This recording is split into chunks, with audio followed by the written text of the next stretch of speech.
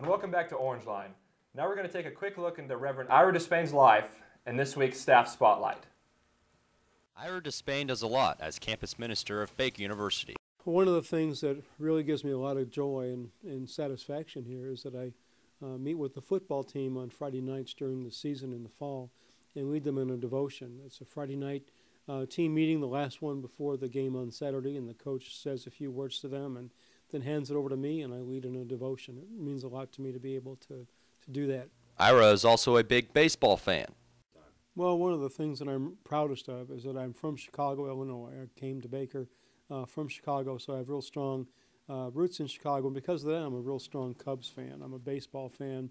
My dad passed that on to me, and I grew up watching the Cubs and the White Sox and really still enjoy watching baseball and being a part of that. Ira met his wife while attending Baker. Been married soon be 40 years, and we have Barbara and I have 2 children.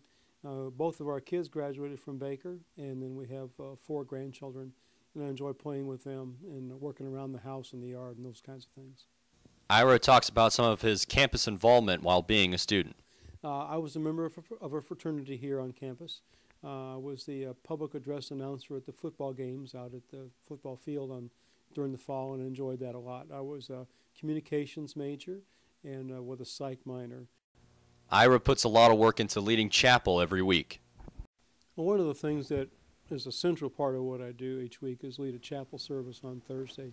And I think it really speaks volumes about the school that we choose not to offer classes during chapel time so that people are free to go if they wish to go.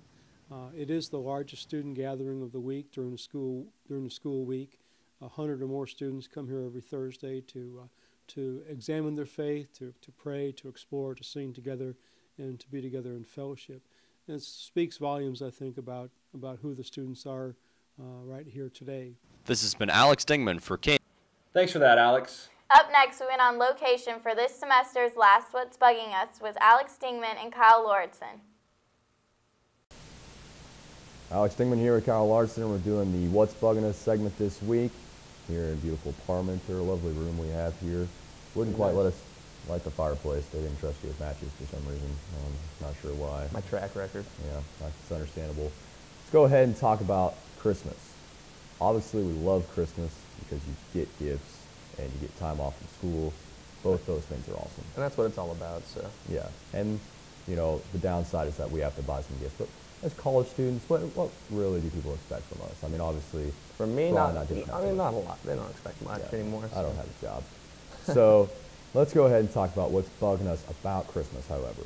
One of the things that really bugs me is going into a store prior to even Thanksgiving, you go into like a J.C. Penney's or something, and they're already playing Jingle Bells or just some annoying Christmas carol. And, you know, I don't want to be a total Scrooge about it, but, you know, the Christmas songs really to me get fairly annoying after hearing them for a month and a half straight. Right. You know, if a group of kids from the downtown church come and sing them to you on Christmas Eve, that's a beautiful thing. But if I'm hearing it at Kohl's, you know, in mid-November, it's going to drive me up the wall. I think we all understand that holiday is coming around. I know people want to make their money, but we don't really need to be just reiterated the fact that Christmas is coming constantly before it's even December. Right.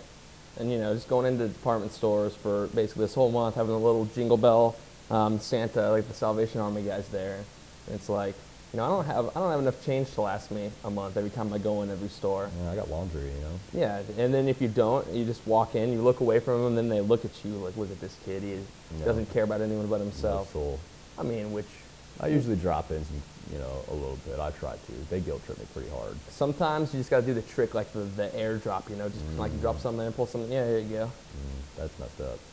Get some off your back. All right, also, Christmas lights up before Thanksgiving. I think the rule really is once Thanksgiving is over, you can put the lights up. However, I see a lot of decorations out there prior to Thanksgiving. This is what is the rush, people? I mean, you just have to be the first one to get your house lit up. I mean, is that really too special? It's just kind of, let's just wait a little bit. Some of these things, I think we just kind of try to rush the event a little bit in advance. Right, and you know, I think it'd be pretty weird for people to start setting up their Halloween decorations in September, but you know, it seems that rule gets thrown out the window for Christmas time. People are just You know, it's the big one-up contest where everyone's trying to outdo their neighbor. You know, their neighbor puts up their lights, so then someone needs to put up even bigger lights, and you know, it's the American way. Another aspect of the whole Christmas break thing that kind of bothers me is the fact that we just had Thanksgiving break, which was awesome, by the way. But then we come back for just, you know, like a week and a half of getting prepared for finals and taking the finals, and then we just have a huge break again before interterm. Do you think there could be some system set up where possibly the two breaks maybe run into each other so that we can have an extended break, or maybe adding a week now and you know, taking off one later or something, just so that we're not just coming back real quick expecting to study for finals after we just had a break and we're excited for another break? It just seems a little ridiculous to me. Right, and you know, no one studies over Thanksgiving break. Like they say, yeah, I'm just gonna get all my homework caught up. They don't. So then we come back going into we have one more week of school really, and then finals. And you know, I was just saying, you know, let's just go a week and a half early in the summer, because who's really doing anything in the middle of August? Not very many people. But I mean, I have friends that you know, are from, you know, all other states, Florida, Georgia, and you know, California, and they don't get to go home for Thanksgiving because they don't want to turn around and come right back for a week and then go home again for Christmas. So why can't we just extend that out and have a nice month off of school and then just start early in the summer? Maybe that's something they can figure out.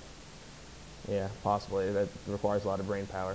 Yeah, and I would really like to see a little bit more recognition for other holidays. I mean, I know Christmas is the big moneymaker in this country, but could we see a little bit of Hanukkah, Kwanzaa action out there? I mean, is that too much to ask? It seems like it's just Christmas, Christmas, Christmas. People refer to it as Christmas break. It's not Christmas break. It's winter break. You know, there's other holidays out there. There's people that feel alienated on campus and in the community because their holidays aren't recognized.